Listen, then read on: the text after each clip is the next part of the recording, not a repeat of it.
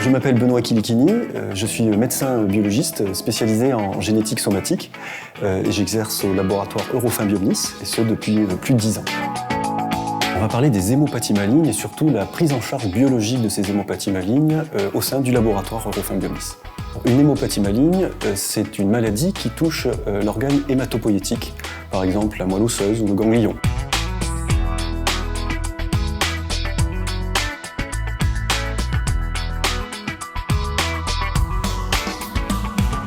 On peut classer effectivement ces hémopathies malignes en fonction d'un certain nombre de critères, le caractère aigu et le caractère chronique, mais également l'appartenance à la lignée qui est touchée, la lignée cellulaire. Donc si c'est une lignée lymphoïde ou si c'est une lignée myéloïde. Et il y a un autre critère également, c'est la notion d'anomalie qualitative ou d'anomalie quantitative. Donc on distingue les leucémies aiguës lymphoblastiques, qui correspondent à une prolifération de cellules qu'on appelle les lymphoblastes, les leucémies aiguës myéloblastiques, qui correspondent à la prolifération de cellules qu'on appelle les myéloblastes, les syndromes lymphoprolifératifs chroniques avec la LLC en chef de file, qui font partie des syndromes lymphoprolifératifs, qui correspondent à une prolifération de lymphocytes, les néoplasies myéloprolifératives avec la LMC, la polyglobulite vaqueuse, la thrombocytémie essentielle, puis d'autres syndromes myéloprolifératifs, la leucémie myélomonocytaire chronique, et enfin les syndromes myélodysplasiques. Cette classification est importante parce que les éléments diagnostiques sont différents. Les tests que l'on va réaliser sont également différents en fonction des hémopathies. Alors le biologiste, il va travailler vraiment en adéquation avec le clinicien et ce dans 3 buts. De donner en fait une aide diagnostique, mais également une aide pronostique et une aide théranostique. La caractéristique de notre laboratoire, effectivement, c'est pouvoir présenter une offre globale à nos cliniciens, à nos correspondants, donc avec le secteur d'hématologie cellulaire, qui regroupe donc la cytologie et l'immunophénotypage.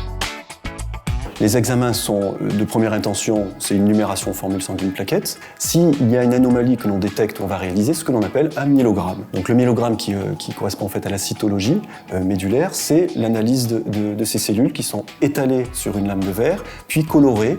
Généralement on fait un MGG, mais on peut faire d'autres colorations également. Et ces lames vont être lues par un biologiste au microscope. Le biologiste en charge de cet acte va poser un diagnostic. Donc c'est la première étape, c'est le step 1. Mais ce suc médulaire, on peut également l'envoyer en cytogénétique et en biologie moléculaire pour faire des examens complémentaires.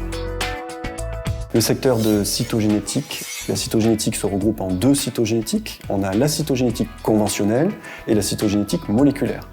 La cytogénétique conventionnelle, c'est la réalisation du karyotype. Donc ce karyotype, il est complété avec une autre technique qu'on appelle la cytogénétique moléculaire et l'analyse s'appelle FISH. C'est un acronyme qui veut dire hybridation in situ en fluorescence.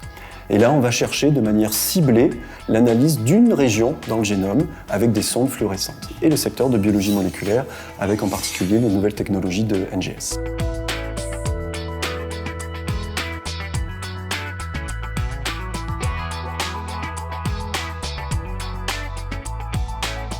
Avec l'avènement en fait, des nouvelles technologies, en particulier du NGS, du séquençage haut débit, ça a permis en fait, d'analyser beaucoup de gènes et d'être très exhaustif en fait, sur les gènes en une seule technique. Ça a plusieurs intérêts. On peut avoir des gènes qui ont une valeur diagnostique, c'est-à-dire que ça va conforter le résultat du cytologiste, le résultat du cytogénéticien.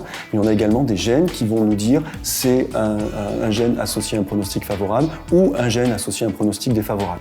Donc si on prend comme exemple, si on trouve une mutation ASXL1 ou TP53 dans un syndrome myélodysplasique, ce syndrome myélodysplasique sera de mauvais pronostic et aura un risque élevé d'acutisation en leucémie aiguë myéloblastique. Il y a également des gènes qui peuvent avoir un effet théranostique, c'est-à-dire qu'en fonction du statut mutationnel de ce gène, on peut donner ou pas un traitement ciblé pour le patient. Alors ce qui est important de souligner, c'est que c'est l'ensemble de ces actes biologiques qui va concourir au diagnostic et au pronostic de l'hémopathie. J'insiste aussi sur le fait que le biologiste n'est pas seul, il y a des scientifiques, des équipes techniques, on a également des techniciens qui sont experts dans chaque domaine. Il y a une collaboration étroite entre le clinicien et les biologistes qui passe également par un secrétariat administratif dédié pour les hémopathies malignes, ce qui permet d'aiguiller correctement les analyses qui sont demandées par le prescripteur.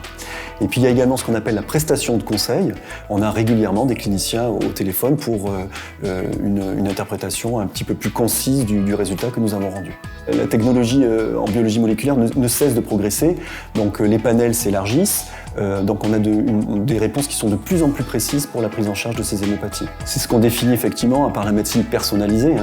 Grâce à ces données de cytologie, de cytogénétique et de biologie moléculaire, on va pouvoir poser un diagnostic qui sera propre au patient et le choix thérapeutique qui en découle est également propre au patient.